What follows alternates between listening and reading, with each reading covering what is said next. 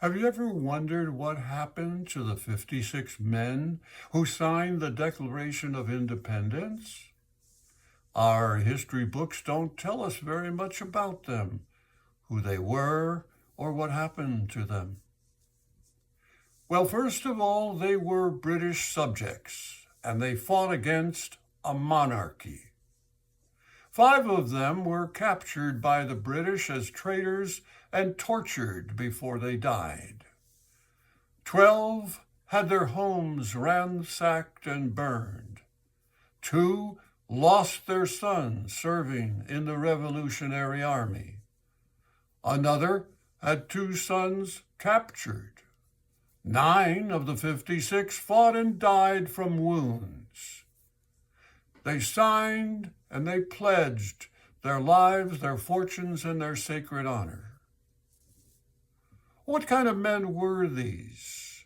24 were lawyers and jurists. 11 were merchants. 9 were farmers and large plantation owners. They were men of means, well educated. They signed the Declaration of Independence knowing full well that the penalty would be death if they were captured.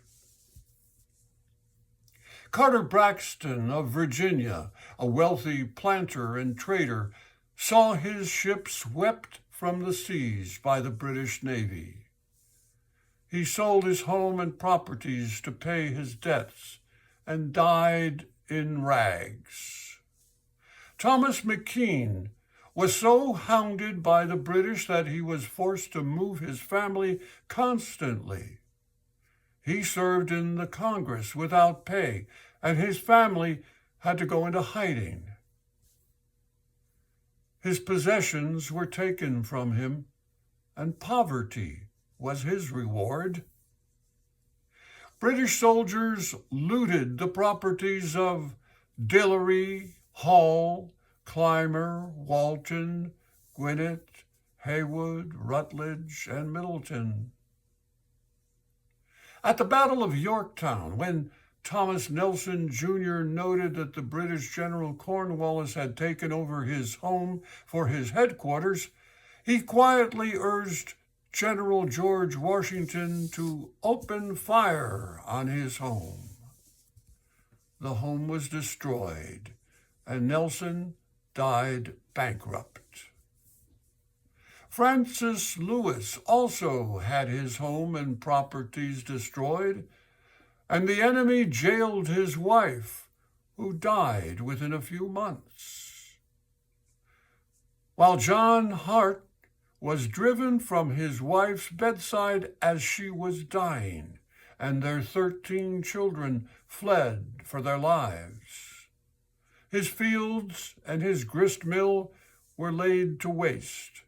For more than a year, he lived in forests and caves, returning home to find his wife dead and his children vanished. A few weeks later, he died from exhaustion and a broken heart. Norris and Livingston suffered similar fates. Such were the stories and sacrifices of these men and many other unknown heroes of the American Revolution. They were not wild-eyed, rabble-rousing ruffians. They were soft-spoken men of means and education. They had security, but they valued freedom and liberty more.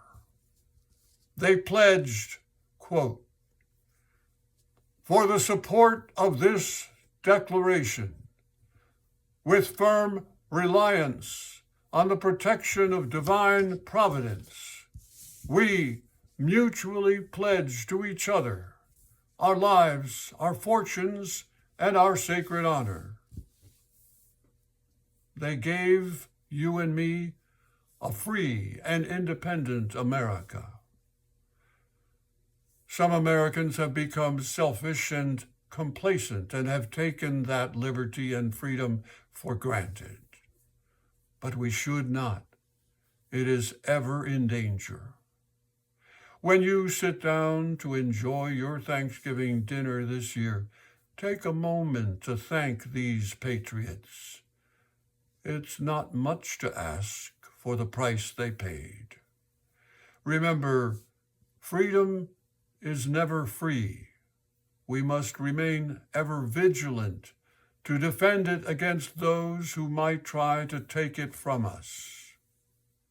Your freedom ends where mine begins. My freedom to disagree with you and to speak up and speak out against injustice, overreach of authority by government, or policies that cause harm or hardship to the poor, the elderly, or the disabled. Patriotism is devotion to the welfare of one's compatriots. It is not self-centered egotism. It is love of our country and love toward all those who live within our boundaries. And Thanksgiving is more than turkey and cranberry sauce and pumpkin pie and football. It is a time to thank and honor the brave men who put their lives and their fortunes on the line to give us a country, a republic, where we have no king, where we are equal under the law, with liberty and justice for all. I'm Larry Johnson. Until next month, stay well.